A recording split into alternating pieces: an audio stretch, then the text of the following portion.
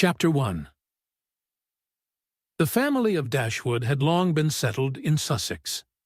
Their estate was large, and their residence was at Norland Park, in the centre of their property, where, for many generations, they had lived in so respectable a manner as to engage the general good opinion of their surrounding acquaintance. The late owner of this estate was a single man who lived to a very advanced age, and who for many years of his life had a constant companion and housekeeper in his sister. But her death, which happened 10 years before his own, produced a great alteration in his home, for to supply her loss, he invited and received into his house the family of his nephew, Mr. Henry Dashwood, the legal inheritor of the Norland estate, and the person to whom he intended to bequeath it. In the society of his nephew and niece, and their children, the old gentleman's days were comfortably spent. His attachment to them all increased, the constant attention of Mr. and Mrs. Henry Dashwood to his wishes, which proceeded not merely from interest but from goodness of heart, gave him every degree of solid comfort which his age could receive, and the cheerfulness of the children added a relish to his existence. By a former marriage, Mr. Henry Dashwood had one son, by his present lady, 3 daughters. The son, a steady, respectable young man, was amply provided for by the fortune of his mother, which had been large, and half of which devolved on him on his coming of age. By his own marriage, likewise, which happened soon afterwards, he added to his wealth. To him, therefore, the succession to the Norland estate was not so really important as to his sisters, for their fortune, independent of what might arise to them from their father's inheriting that property, could be but small.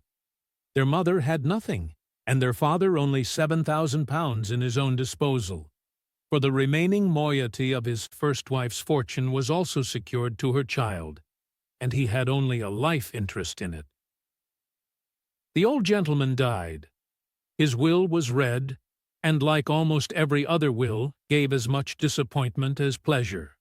He was neither so unjust nor so ungrateful as to leave his estate from his nephew, but he left it to him on such terms as destroyed half the value of the bequest.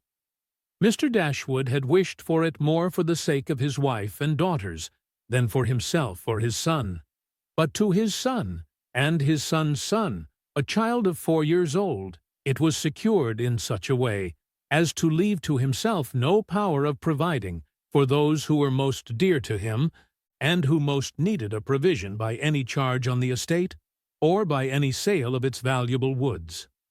The whole was tied up for the benefit of this child, who, in occasional visits with his father and mother at Norland, had so far gained on the affections of his uncle, by such attractions as are by no means unusual in children of 2 or 3 years old, an imperfect articulation, an earnest desire of having his own way, many cunning tricks, and a great deal of noise, as to outweigh all the value of all the attention which, for years, he had received from his niece and her daughters.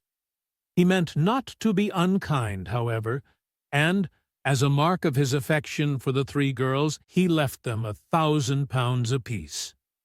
Mr. Dashwood's disappointment was, at first, severe, but his temper was cheerful and sanguine, and he might reasonably hope to live many years, and by living economically, lay by a considerable sum from the produce of an estate already large, and capable of almost immediate improvement.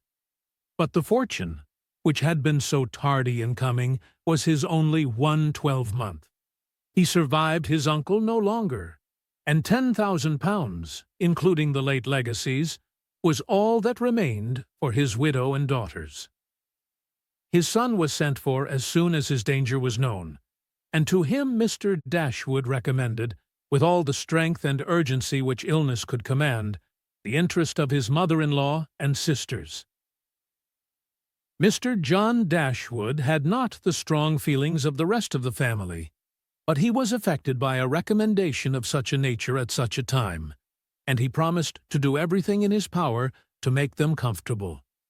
His father was rendered easy by such an assurance, and Mr. John Dashwood had then leisure to consider how much there might prudently be in his power to do for them.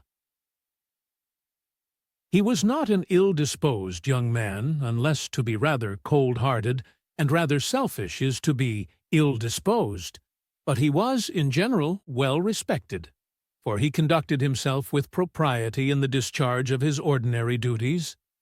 Had he married a more amiable woman, he might have been made still more respectable than he was.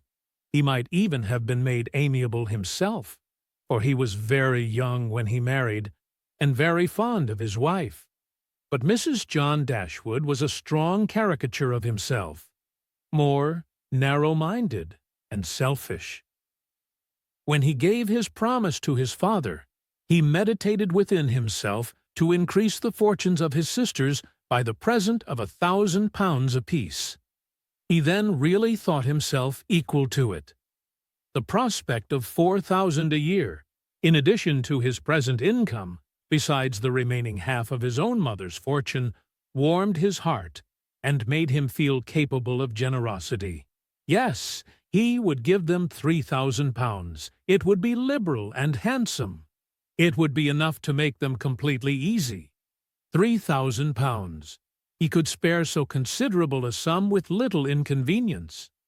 He thought of it all day long, and for many days successively, and he did not repent. No sooner was his father's funeral over than Mrs. John Dashwood, without sending any notice of her intention to her mother-in-law, arrived with her child and their attendants. No one could dispute her right to come.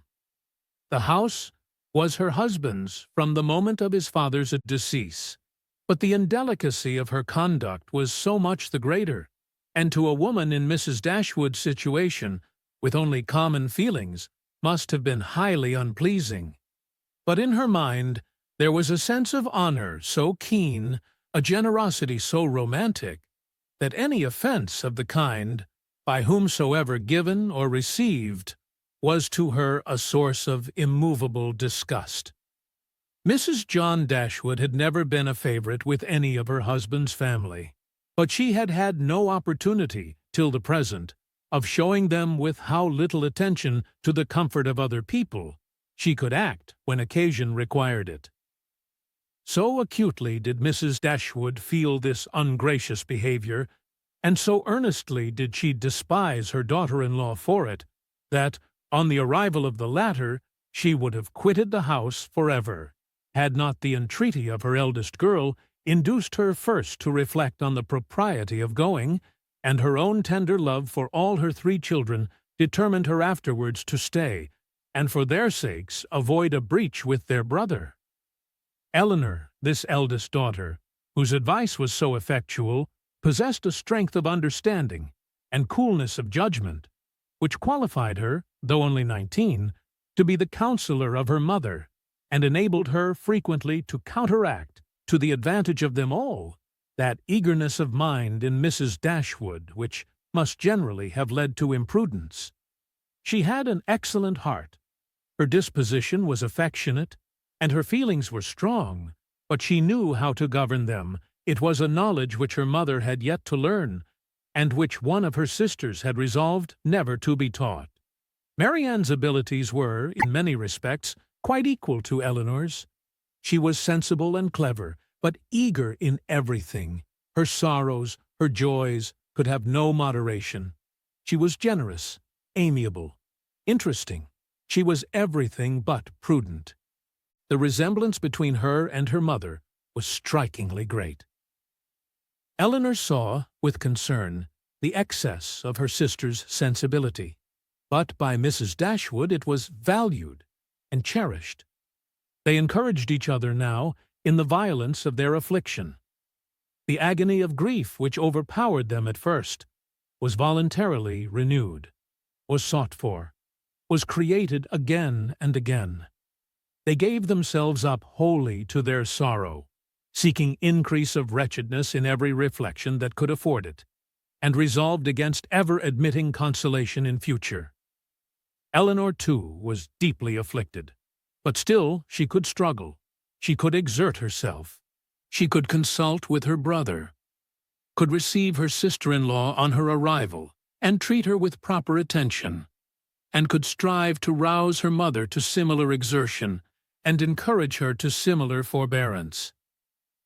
Margaret, the other sister, was a good-humored, well-disposed girl, but as she had already imbibed a good deal of Marianne's romance without having much of her sense, she did not at 13 bid fair to equal her sisters at a more advanced period of life.